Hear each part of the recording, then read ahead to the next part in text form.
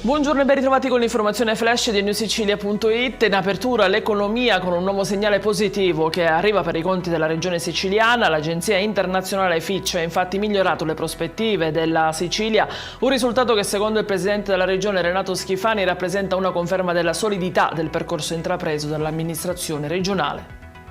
Il centrodestra è compatto quasi su un eventuale Schifani bis, ma la decisione sulla ricandidatura spetta a Forza Italia. Lo ha spiegato il presidente dell'Ars Gaetano Galvagno in un'intervista ai colleghi della Sicilia. Per quanto riguarda le prossime regionali, Galvagno si vede candidato anche se il terremoto giudiziario che lo ha colpito ha sicuramente compromesso la mia carriera, ha detto il presidente.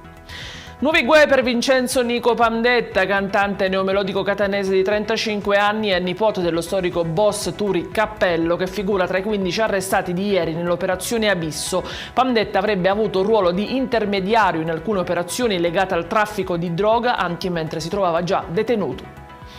Avrebbe ricevuto 4.000 euro come prima tranche di un pagamento concordato per intervenire sulla riduzione di cartelle esattoriali intestate a un commerciante di Acireale. È una delle accuse mosse a un militare della Guardia di Finanza di Catania, arrestato in flagranza dai colleghi con l'ipotesi di induzione indebita a dare o promettere utilità.